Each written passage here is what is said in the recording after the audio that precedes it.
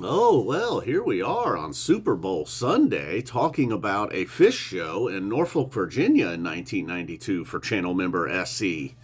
So why not? Let's just get right to it now. I did notice before I listened, I started checking out the set list and noticed a lot of what are now Hall of Fame songs are absent. This was also around the time where they were on the Horde Festival and opening up for Santana. So there wasn't a ton of full shows. This place they played, the Boathouse, was formerly like a boat garage, it's said in the show notes on Phish.com. So we start to bust off a lot of songs, as you would imagine, in 1992. Not a ton of jamming. Well, there was some jamming, but it was all like within the song, you know. Like we'll get to Tweezer later on. Started with a Landlady riff, Guelah Papyrus, Maze. Now, look, if they started a show like that right now, that would be absolutely amazing. But I did have to wonder, like, I wonder if people were fully on board with Rift and Maze yet. And then a lot of these songs, I was looking as I was going along, they debuted at different times. So some of the songs, at this point had been played for over a year or two. None of them were really debuted necessarily. Then you got a Sparkle. It did have a little bit of, or maybe not as, or I should say, it didn't have as much as like the Phish shenanigans as I would have expected. You did get an I Didn't Know with Fishman on the Vacuum, of course. There was a Simpsons signal in there somewhere. And you got some cool songs that we just never hear anymore, like Taking the A Train, for example. That was late in the second set. All right, so I'm getting all over the place. Let's go back to Maze. That's where we were.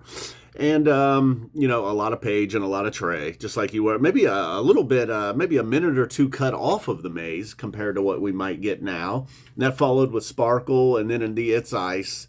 Nice little cool jam towards the part in It's Ice where it's open to interpretation. And that was maybe the It's Ice Runaway Jim back-to-back, probably the highlight of the first set, for me anyhow. I mean, the Maze was pretty ripping. The Rift was great. Well, maybe not a great Rift. Was it a great Rift? Well, what makes a great Rift, really? As long as it's not totally botched, it's a pretty good Rift.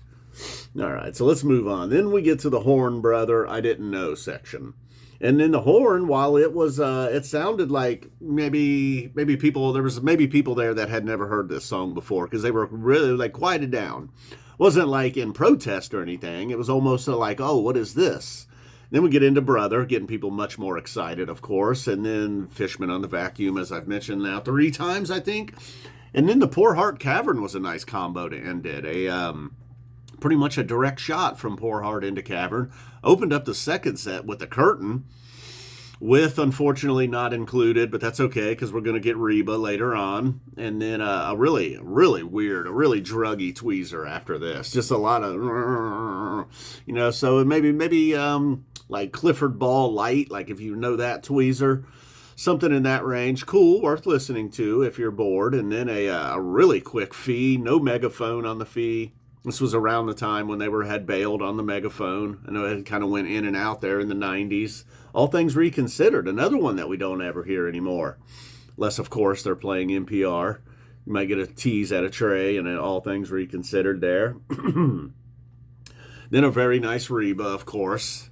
A lot of Trey on this show, really. Whether if it was the You Enjoy Myself that is to come, or this Reba, or the Maze, and then a Llama followed that. So there was a little bit of up and down. There was times in the show where it would cool off, and, like we still get today, of course. And then they would just come racing right back with something like Llama. Here they went Reba, Llama, Coil.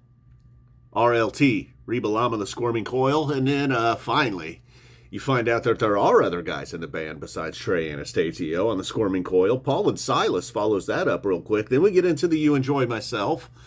And while it had its good moments, again, a lot of Trey at the end, it didn't have the nice all-band full jam there. Got a little mic, and then a vocal jam that wasn't a total waste. Went into the Stones' Monkey Man, which I think they had teased, Can't You Hear Me Knockin', or they teased a Stones song earlier. And then maybe it was Monkey Man, actually, now that I think about it. And then they follow that up with Takin the A Train, Tweezer Reprise, ending the set. So even all the way back in 1992, they were doing the Tweezer Reprise thing. And then a Sleeping Monkey encore for our good friend Paige McConnell, who had quite the second set. All right, channel member SE, I appreciate the request here and you being a channel member.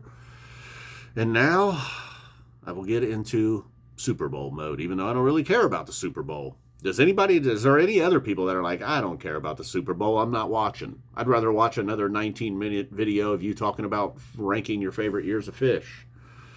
Well, getting that 98 show in and now listening to this, it does give me a little bit, gives myself a little more insight into what I think of those years. I got to say, 92 is going to take a big ding with the Horde Festival and the Santana stuff, Maybe a year where the quality wasn't as high. You're talking quantity now. All right. Boom. Love you guys. Thank you. Good day. Good night. Good fishing. Go Eagles.